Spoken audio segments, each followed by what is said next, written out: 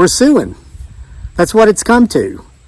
This is going to be the largest class action lawsuit against the public school system and the concept of woke that's taken place so far in this nation.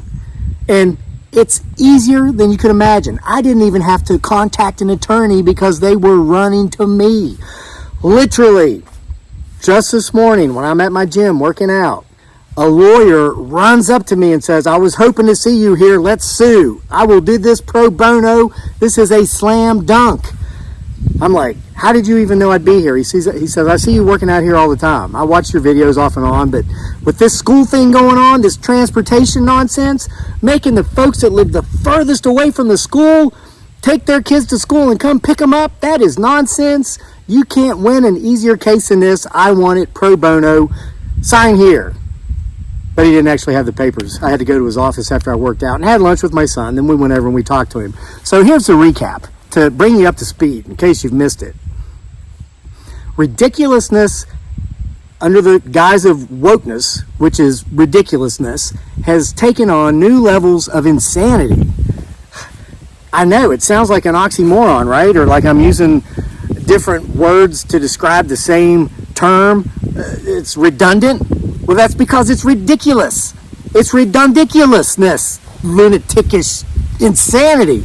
So here's what's going on. And my lawyer confirmed this. He's gotten the entire email list of the 1,000 families who have been affected by this. He's got them all. He just needed someone to get the ball rolling. That someone is me. He saw the video we made a few days ago, as has 200 and some thousand other people as of this recording, only 5 days afterwards. So, with 2 weeks to go before the public school year starts, they send out an email to 1,000 families in our county that our children will no longer be receiving busing services because of the bus driver shortage. This is a real deal. There is a bus driver shortage and it's nationwide. It's just not in our part of Central Virginia. It's coast to coast. Okay?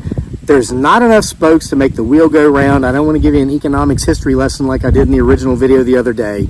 Go back and watch it. I'll put it on the end of this one if I can remember. So, I get that. Bus driver shortage. There's shortages everywhere. Restaurants, you can't get good service anymore. You can't... You got to check yourself out at the grocery store because there's not enough cashiers. So there might be one cashier at a counter and then there's 50 people lined up at the self-service checkouts. But what's not acceptable and what isn't understandable is the way they decided to do the busing. They drew a circle. And when I started reading these comments in the comment section of that video, I thought you guys were nuts. I thought you were conspiracy theorists. Everybody was telling me about this 15-minute city idea, this 15-minute city concept. I was like, what are these people talking about? Until I Googled it. And I found out it's very real, and because it's happening here. They drew a circle. And basically, if you live 15 minutes further away than the school, you don't get busing services. So the people who live literally within walking distance of the school, people who could literally walk to school or have a parent or guardian or neighbor or, they're telling you should carpool. Crazy Karen face.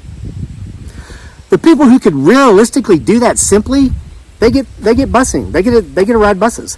But those of us who live out, some of us live as far away as 40 to 45 minutes away from the school one way. It's a big county, I guess, land-wise. Size-wise, not necessarily population-wise, we don't get busing. So we're expected to take our kids to school every morning, go to work after that, or come home for those of us that work from home, then leave work or leave our home office, go back to school and pick them up in the afternoons to get them home. Or, get this, my kid can't play tackle football this year. He was going to do tackle for the first time. Practice starts at 6, school's out at 4. So I'm supposed to go there at 4, bring him home. We get home at 5 if we're lucky, probably 4:45 or 5. And then I got to turn around and take him back to football practice 4 days a week and games on weekends. So he can't do it. We're hoping we can get him involved with the flag league that he's done all these years past, but they're already done with registration. They're going to start practicing this week. you know? So it's just disrupted everything. You've got people who have to quit their jobs. One lady who sent us an email, her husband works full-time.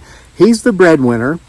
So she's got to cut down to half-time, part-time. She's going from 40 hours a week to 20, which means her family will no longer be able to help their 20-year-old son who's attending college at James Madison University over in Harrisonburg in the beautiful Shenandoah Valley. If you ever get a chance to go there, do it.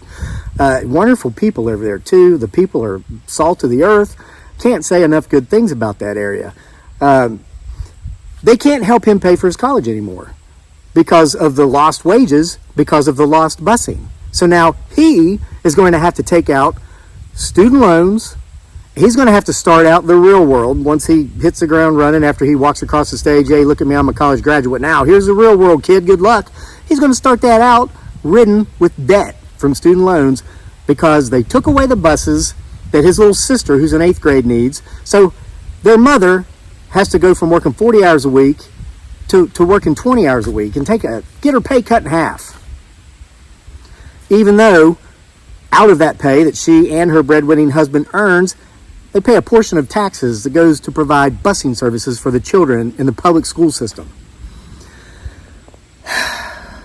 So anyway, the gentleman, that's how I will refer to him, he will remain nameless until we appear in court, approached me.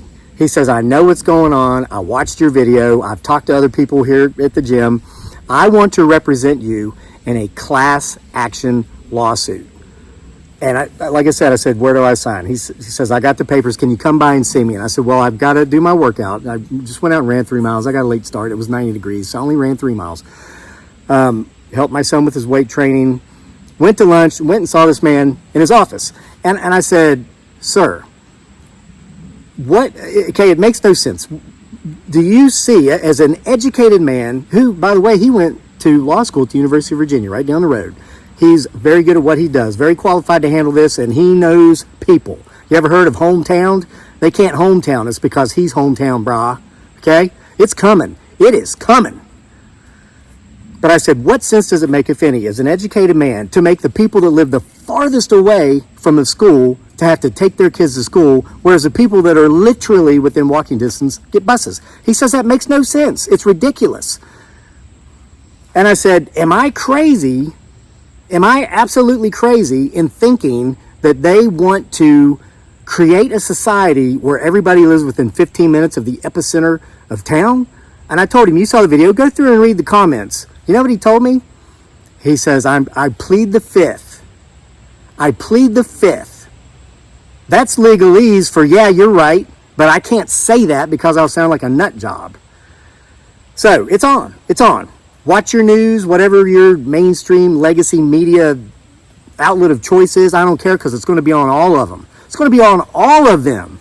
And these woke individuals who feel they are so smitten and so smart, who will freely call you sweetheart, even though you've got to ask them for permission to use a proper pronoun, or whatever pronoun of choice they use. You got to ask permission for that. But if they want to be flippant with you and curt with you, when you ask if you get a refund of your tax dollars for them not providing the buses that your taxes are paying for, and they say, sweetheart, I'm just making phone calls, you wait till they're on the stand, under oath, being asked about that specific comment. Yeah. You poke the bear long enough, the bear pokes back. Wake up, America.